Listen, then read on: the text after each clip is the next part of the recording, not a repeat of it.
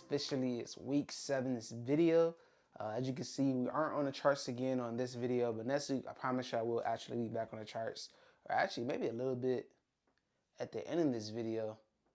Maybe I'll add some charts into this. We'll see how I feel at the end of this video. But I did want to come back with another mano-to-mano talk with you guys, a one-on-one talk with you guys about living to see another trading day, right? And I feel like this is the reason I made it this title in particular, just because like there's a lot of traders out there that don't get to see to live another trading day. And when I say live another trading day, I'm referring to blowing your accounts. I'm referring to not blowing your accounts, actually. I'm referring to taking an L and being able to walk away from that L and not overtrade or overcommit to the charts or basically do too much. Like, why am I still trading right now? Why am I still risking my whole account right now? Why am I still over leveraging right now? Right? I know this is that period where people are starting to get antsy. They're getting excited. If you're a new trader, you're getting excited because you're finally making money for the first time. If you're a veteran trader and you're feeling like you're at your peak and you're trying to hit that next level, you're over trading or you're risking larger amounts of money. I believe like 2 weeks ago or earlier in the series of all the WealthyTraders Academy stuff was when I was going over risk management, properly using risk management. But this one is more so to talk about when you're basically like when you're doing too much. That's basically what it comes down to. Like when you're doing too much in the charts and over leveraging. And I feel like for me personally, I'm gonna give you a story first and I'm gonna get into the statistics behind it, right? But for me, what made me realize and start paying attention to when I was over trading really came from me like I don't even want to say journaling my trades, because I never was a trader that actually journaled his trades. I know there's a lot of people that still journal their trades, and actually under this video I'm going to add a link to a website. It's called TradeZilla. This isn't like a plug or nothing. I don't got a link with them or anything to like get sponsored or anything, but this is generally like the main platform that everybody use to like monitor their trades or see how many trades that they're trading within a day, seeing their profit on the day versus their losses on the day. And I feel like that's a good track record to like keep you on track with understanding how your trades are going, right? So for me, back to the story though, for me, I didn't really start paying attention to how many trades I was taking or me feeling like I was over leveraging or constantly entering the markets until I started passing funded account challenges and started taking funded account challenges. At first, as some of y'all may know, like when I first started taking challenges, I was losing the challenges with ATMO originally. I was losing challenges with them. Not because I couldn't pass it, but just because I wasn't really taking it as serious. But then I also started to understand like, wow, like I'm noticing I'm over trading or over analyzing the charts. Instead of focusing up, taking my main quality setups, I'm catching myself getting to greed or trying to hit a home run or trying to hit a swing trade opportunity or trying to catch a trade that for the day already gave me to 100 pips, but I'm trying to go for 3,000 pips. And now I'm back at break even on the markets, or now I hit my stop loss instead of just taking profit when I should have took profit on the trade. So that's just an example. But from once I started realizing that actually with Etimo, there was a way for you to keep track of your trades and see, analyze like your statistics and how you actually trade, like even down to the T of like if I'm a better buyer than I am a seller, what times do I enter in, what times do I have better trading experiences with versus other time zones. That's how I started to learn like, okay, cool, I'm a better New York trader than I am London session, depending on the pair, right? Because y'all know if I'm trading Germany 40, I could trade that pair doing London. I could trade doing New York. That pair is smooth. That's my bread and butter that goes for any session I could trade with. For the indices in particular, when we're in the stimulus shots, y'all know SPX, NOS 100, US 30, those are typically the main pairs I call and trade during New York session, right? So that's kind of like how I got my way to understanding like, all right, stop doing too much, stop over leveraging, live to see another trading day. And besides just me over trading, because obviously, as you guys know, with challenges, when you're taking profit and challenges, you start to realize like, cool, like you have a daily drawdown limit, you have a max drawdown limit that you can have on a trading account that you want to pass. If you want to pass a challenge, they give you a cap of how much you can lose in a day and how much you can lose overall. So let's say, for example, for me, what's a perfect example that I can give y'all that I could think of? This isn't personal to me, but I'm gonna give you an example. So let's say we're gonna say just like a $100,000 account. I can't lose no more than 10% of the account, so that's $10,000. The profit target goal is 5%, which is $5,000, right? So let's say for one day, the risk, I can't lose them more than, I believe it's 5% a day too, if I'm not mistaken. 5% a day at the time. Let's see, my 5% a day as well. So you can risk up to 5,000. You can't lose more than $5,000 in a day. Let's say the first trade I take goes for hit stop loss, $2,500. Sick. Now I'm trying to revenge trade, right? But I can still lose up to another $2,500. I got $5,000 to lose. The second trade I take hits $2,000. So now I'm really down $4,500 on the day, and I have at least $500 wiggle room. Old me or me trading aggressive me would have been like, you know what? Oh, the sub ready now. I'm about to hop in the charts. I'm gonna enter again, and it'll be just my luck. The market will just pull back before it takes off of the move. But now I already risked my margin, or I blew my account, so now I lost the challenge. I blow my account. If we're talking about real accounts, for my people that don't know about funded account challenges, for you, it might be you have $1,000 in your account. You may have risked $500 for the day for whatever reason. If you risk that much, that's how much you risk. If I risk $500 on the day, now I'm like, dang, I just hit that $500. I'm sick that I missed that trade. Now I'm gonna take another trade. Now that second trade is still not ready yet. Now you just lost another $250. Now you're down to $250. The mental battle that you're facing is insane, right? Like that's when the mental battle kicks in, because now you're like, bro, I just had $1,000 in my account and I just lost $750. Now my account's sitting at $250. Like, what the crap? Like, I'm sick. So now you're either gonna be over leveraging again, and then next thing you know, you're gonna look up, and now the money that you started with $1,000 is now set at zero. Do not let that be you.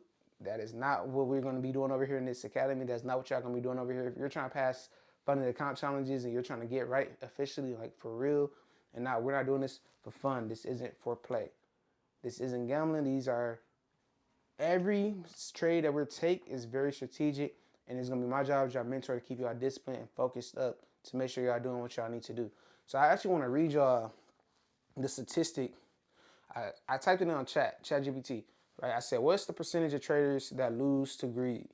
And then I'm posted up on the screen as well here. It says it's estimated that around 80 to 90% of traders lose money in the markets, and a significant portion of the losses can be attributed to greed. While there's no exact statistics solely for greed, it's widely acknowledged as one of the primary psychological pitfalls. Greed often leads to, listen up, greed often leads to overtrading, which we just talked about, entering too many positions or trading too frequently. The second option one was holding on to winning trades too long, hoping for even bigger gains. I talked about that too. And then last but not least, risking too much capital trying to chase big wins without proper risk management, right? And I'm all about you having setups where you're like, okay, I'm gonna risk a little bit more on this position because I have a higher probability of hitting with this strategy, versus you're constantly over leveraging, you're constantly risking on setups that isn't really the greatest or the cleanest setup. Now you had a trade that you probably could have scalped 660 pips, aka let's say I'm gonna do 0.10 to keep it easy. I probably could have scalped, I made $660, and then it would have pulled back, and then I could have made another 660. But instead of you taking profit when you should have took profit, now you're trying to over leverage.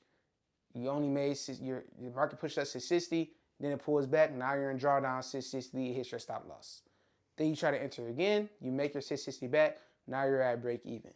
You might not blow your account, you might leverage it right, you might correct it right? But you're still in that cycle of back and forth, and you're trying to get over that hump. And you're like, dang, Abe, like I got the strategy is working, but I can't stop over leveraging. You gotta let me come close. Let me come close to the camera. You really gotta look at yourself in the mirror and tell yourself, like, okay, I need to stop over leveraging. Because if I really want to do this for real, full time, if I really want to take this serious, if I'm really trying to change my financial situation, if I'm really trying to become a full-time trader, if I'm really trying to make this the best side hustle, like let's say you don't even want to go full time. If I want to really make sure I'm making significant amount of money off of the charts and really understand investing, I have to understand this. I don't need to hit home runs overnight. I don't need to over leverage every single trade. I need to use proper risk management on certain positions compared to others. And the sooner y'all understand that, the faster your trading career is going to go, the faster you're going to see return on investments grow. Like regardless, the way we trade, the style that we trade is already 10 times better than any other like investments out there. Actually, let me see if I got my other screenshots. I took another screenshot. I was gonna actually post this on Instagram. Let's see if I can find it. Dang, bro. Let's see if I can find it. I'm gonna just type it again. I'm gonna type it in chat and I'm gonna say the question I had asked. Okay, I said what is the highest return on investments?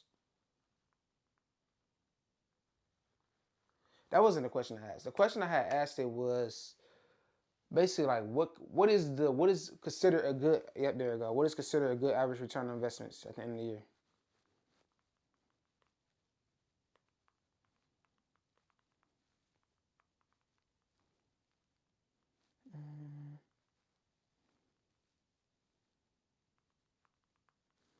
Let's see if it gives me. All right, here we go. So I said, what is considered a good average return on investments? It says a good average return on investments depends on the type of investment risk level. And then here are some general benchmarks. So they gave me stock market, real estate, bonds, cryptocurrency, and private equity and venture capitals, right? Now, I'm gonna talk percentage talk because I know a lot of people like the numbers game, a lot of people like percentages. They say for the stock market, it is a good return on investment is 8 to 10% annually. Real estate, 8 to 12% annual return. Bonds, 2 to 5%. Cryptocurrency, 15 to 50%. And I'm pretty sure, like, I asked, like, what's the highest return? It was another one I did, and I asked, like, what was the highest return? And it basically talked about how, like, trading, there are traders that make way over that percentage. But to keep it in perspective, when we talk about savings accounts with these banks, when we're talking about high yield savings accounts with these banks, and we're comparing that to what we're doing over here on the charts, and the percentage that you can, like, 8 to 10% a year is crazy. You feel me? Like, that's crazy to us because you can literally, based off of the style that we trade and how I teach you guys in the academy, you can average 8 to 10% in a month. And that is still me lowballing it. That's me being generous. That's me being nice, talking about it from like a probability standpoint, or just like off my success record and everything. 8 to 10% in a month is doable.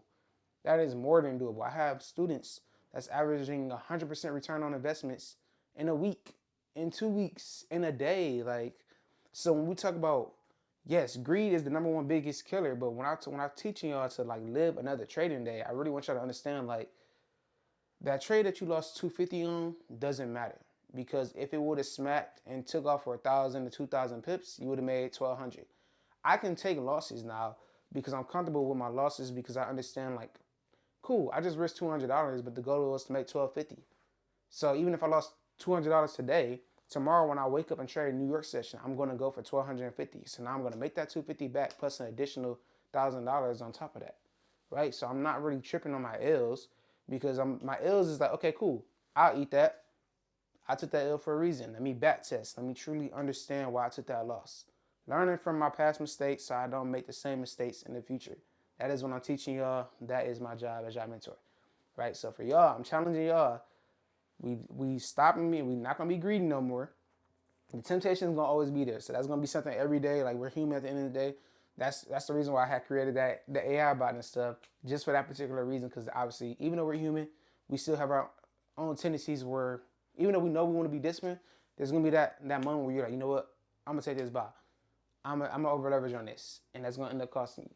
But you got to be able to take that L and take it to the chin, because you're the only one that decided that you want to risk that position when you chose to risk that position. Only you can place a trade for yourself. Only you can determine when you get in and when you get out of that position. I can call the trade as your mentor. I can give you the setup. You can even use my strategy, but only at the end of the day, you have full power of when you want to get in, when you want to get out of the markets. So learning to live another trading day is going to be the best thing that you can do for yourself, because it's going to allow you to get the capital, the long lasting capital that I know hopefully that you guys truly desire in the long run when it comes to trading. Yes, you can hit a home run overnight, but we're not in here to hit home runs. We're not in here to gamble. We're here to do this long term from years to come, passed down from generation to generation. My grandkids. I'm still young myself. I'm only 27 talking about grandkids. Like, I gotta have my first kid first, but like, that's the type of vibes I'm on. Start focusing on now, currently. Focus on long term. What is my goal? How much I'm trying to grow my account to, scale my account to. Oh, is this week setting me up for good positions, or is it a week I need to chill out? Start figuring out what you want from the trading markets and just adapt and be ready to live another trading day. So I'm going to end this video here. Week 8, we are officially back on the charts. Every now and then, let me know if y'all do like the Mindset Talk videos like this, because I will continue to keep this going. Maybe this might be like another segment I do in the academy, or I probably put like on Instagram, do like Instagram shorts on it. But I'll leave y'all with that. Until next time.